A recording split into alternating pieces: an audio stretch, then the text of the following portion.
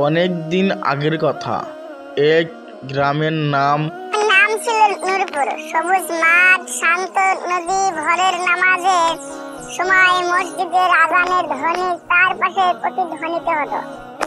এই গ্রামের সবাই ধর্মভীরু হলেও একজন মহিলা ছিলেন যার নাম জয়নব। তিনি নানা ধরনে সবার কাছে একটু ভিন্ন রকম পরিচিত ছিলেন। বয়স 25 পেরোয়নি, দেখতে সুন্দর, কিন্তু স্বভাব ছিল কঠোর।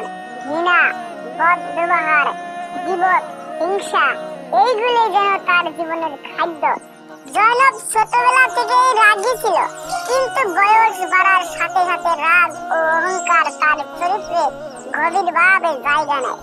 গ্রামের মেয়েরা বলতো, জয়নব বোন সুন্দর কিন্তু আর অন্তরটা কঠিন। তার স্বামী ইয়াকুব একজন সাধারণ পরিশ্রমী মানুষ। 5 ওয়াক্ত নামাজ পড়ে, রোজা রাখে, কোনো অন্যায় অবিচারে জড়ায় না। স্ত্রীকে ভালোবাসতো, কিন্তু তার স্বভাবের জন্য কষ্ট ভোগ করত। যারা তার বাড়িতে যেত, সে প্রায়ই তাদের সামনে করুণা কারো বদনাম করত। ওই মেয়েটা দেখে খুব ধার্মিক সেজে সব জায়গায় বেড়ায়। ওই পরিবারের ছেলেরা কি জানো, শুধু দেখায় ভালো।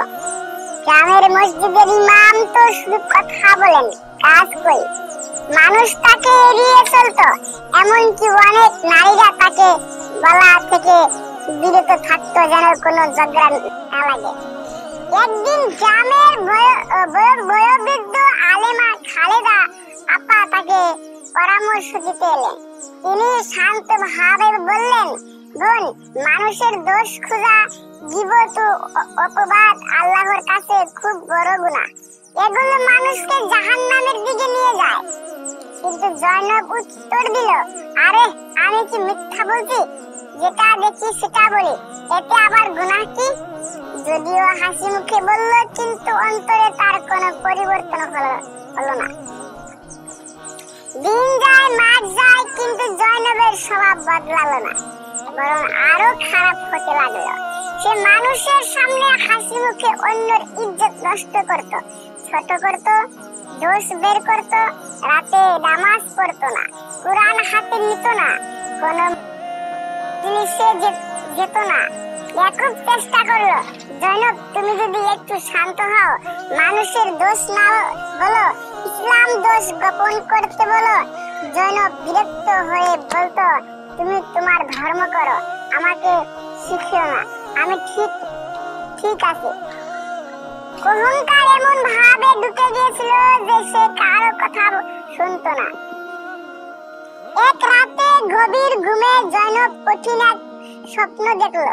সে দেখতে পেল অন্ধকার ভয়ানক এক প্রান্তর, চারদিকে আগুনের অগ্নিশিখা উঠছে, মানুষ চিৎকার করছে, ইয়া আল্লাহ আমাদের বাঁচাও। হঠাৎ সে নিজেকে দেখতে পেল একটি গভীর খাদ্যের পাশে দাঁড়িয়ে। ভিতরে হাজারো মানুষ ঘুরছে, শেকলে বাঁধা আগুনে ঝলসানো চেহারা। তাদের একজন কাঁদতে কাঁদতে বলল, জয়নব তুমি কি আমাদের চিনতে পারছো? আমরা সেই মানুষ যারা তোমার গীবত, তোমার বদনাম, তোমার কূটনীতির মাধ্যমে কষ্ট পেয়েছি। জয়নব চিৎকার করে বলতে লাগলো, আমি তো শুধু কথাই বলতাম, এতে এমন কি হয়েছে?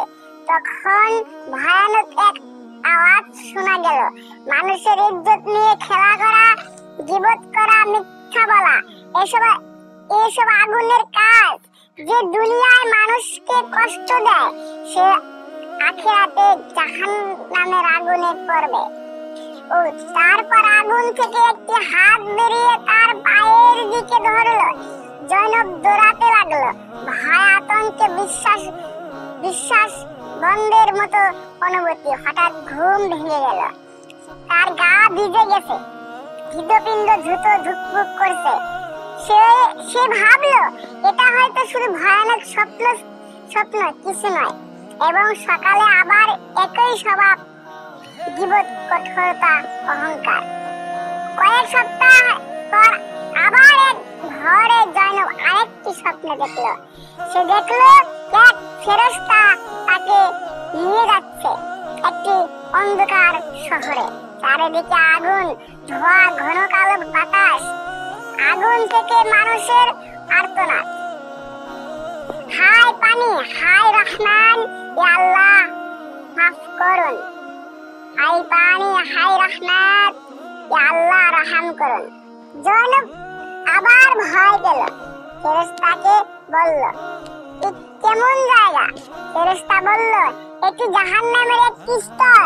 এখানে সেই নারী পুরুষ থাকে যারা জিহ্বার গুনাহকে জীবন কাটিয়েছে, গীবত, বদনাম, মিথ্যা, অপবাদ, ভাঙ্গ, অহংকার। হঠাৎ জয়নব দেখলো এক নারীর জিহ্বা শিকলে বাঁধা এবং আগুনে টেনে বের করা হচ্ছে। সে চিৎকার করছে, আমার জিহ্বা আমাকে ধ্বংস করে দিল। ভয়ানক আতঙ্কে ফেরেশতার দিকে তাকালো। এখানে কি আমি থাকবো? ফেরেশতা বলল, তোমার আমল যদি ঠিক না হয়, তোমার জিহ্বা যদি মানুষকে কষ্ট দেওয়া বন্ধ না করতে পারে, তাহলে এটাই হবে তোমার পরিণতি। হঠাৎ সে জেগে উঠলো এবং ভয় পেয়ে পানি খেলো। কিন্তু আবারও তার মন শক্ত হয়ে গেল। সে ভাবলো, সবই তো স্বপ্ন, আমি তো কারো ক্ষতি করি না। হঠাৎ একদিন গ্রামের এক মেয়ে ভুলে কিছু কথা বলল জয়নবকে নিয়ে। এই কথা শুনে জয়নব প্রচন্ড রেগে গেল। সে পরিকল্পনা করলো, এবার তোকে বুঝিয়ে দিব আমার বিরুদ্ধে কথা। আমি তোমার সব গোপন কথা বের করে দিব পুরো গ্রামের সামনে। সে এই কথা করেও ফেলল। এক মহিলার গোপন পারিবারিক বিষয় সে পুরো মজলিসে তুলে তুলে বলল। মেয়ে লজ্জায় কাঁদলো, সমাজে হাসির পাত্র হলো। সেই রাতেই ইয়াকুব বলল, জয়নব তুমি যে কাজ করলে এটা জাহান্নামের আগুন ডেকে আনছে, দয়া করে থামো। কিন্তু জয়নব চিৎকার করে বলল, চুপ, আমি ঠিক করেছি, সবাইকে জানাবো কে কি। এটাই ছিল তার জীবনের সবচেয়ে বড় ভুল। কিছুদিন পর জয়নব গুরুতর অসুস্থ হলো। চিকিৎসা করানো হলো, কিন্তু রোগ কমলো না। রাতে সে ঘুমাতে পারতো না, আর ঘুমালেও একই আগুন, একই স্বপ্ন, একই ভয়। জাহান্নামের চিৎকার, ধোঁয়া, আগুন, শেকল। সে বিছানায় বসে কাঁদতো, কিন্তু মানুষের সামনে আবারও সাহস দেখাতো। এক রাতে তার অবস্থা খুব খারাপ হলো। সে আবার স্বপ্নে সেই অন্ধকার উপত্যকায় গেল। আবার আগুন, আরো ভয়ানক, শব্দ আরো তীব্র। এক মহিলা তাকে চিনল এবং বলল, তুমি সেই জয়নব না যে দুনিয়ায় আমাদের ইজ্জত নিয়ে খেলেছো? আমরা কেঁদেছি, লজ্জায় মরে গেছি। আজ আল্লাহ তোমাকে দেখাচ্ছে কিবতের পরিণতিকে। জয়নব চিৎকার করে বলল, আমি কি করেছি? আমি তো শুধু কথা বলেছি। তখন ভয়ানক একটি আওয়াজ হলো। কথার আঘাত কখনো ছুরির চেয়েও গভীর হয়। আল্লাহ মানুষের ইজ্জতকে পবিত্র করেছেন, যে অন্যের মানহানি করে সে জাহান্নামের যোগ্য। আগুন তার চারিদিকে ছড়িয়ে যেতে লাগলো। সে জোরালো, কাঁদলো, চিৎকার করলো, কিন্তু আগুন ধীরে ধীরে তাকে গ্রাস করে নিতে লাগলো। হঠাৎ সে বাস্তবে ফিরে এলো। চোখ খুলে দেখলো ভোরের আলো, কিন্তু শরীর কাঁপছে। এবার জয়নব আর কথা লুকাতে পারলো না। সে ইয়াকুবকে ডেকে বলল, আমি জাহান্নাম দেখছি, আমি ভয় পাইছি, আমি কি মরে যাব? ইয়াকুব তাকে আলিঙ্গন করে বলল, জয়নব, আল্লাহ কখনো তওবা করা বান্দাকে ধ্বংস করে না। জয়নব কাঁদতে কাঁদতে বলল, আমি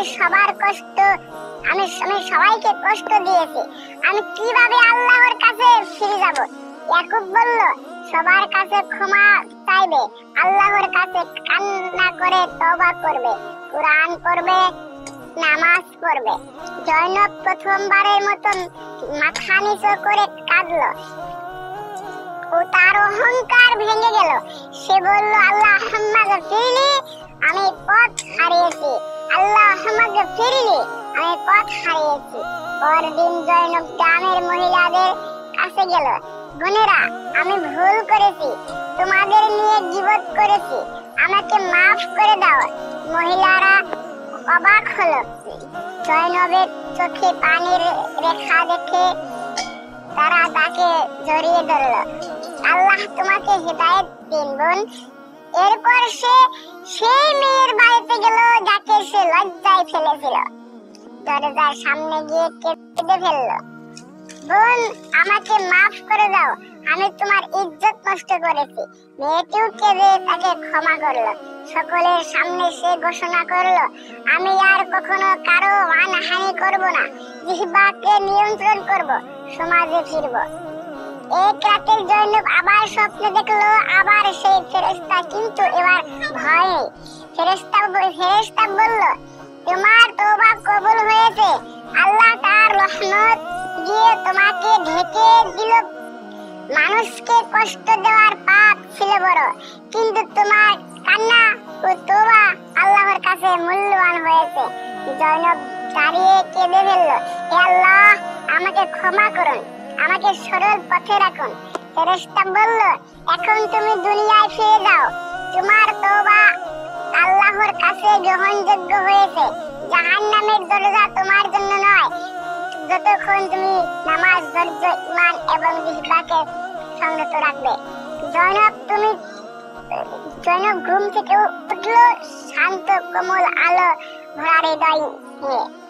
পরবর্তী দিনগুলোতে মানুষ দেখলো এক নতুন জয়নব। সে নামাজ দাঁড়ায়, কোরআন পড়ে, মানুষের সাহায্য করে, দান করে, আর কারো বদনাম করে না। যখন মহিলারা কারো গীবত করে, সে বলে, আসো আমরা অন্যের দোষ না বলি। আল্লাহ এই নিয়ে খুব সতর্ক করেছেন। ধীরে ধীরে তার সম্মান বাড়লো, গ্রামের লোক তাকে সম্মান দিয়ে ডাকতো, জয়নব আপা, আপনি এখন আমাদের জন্য দোয়া ও নেকির উদাহরণ। এই গল্পের শিক্ষা হলো, জিহ্বা এর গুনাহ খুব ভয়ঙ্কর। গীবত মানুষের ইজ্জত কেড়ে নেয়, যিনি অন্যকে কষ্ট দেন আখিরাতে তার কঠিন হিসাব। তওবা বড় গুনাহকে মুছে দেয়। আল্লাহর রহমত অসীম, অসীম নির্দোষ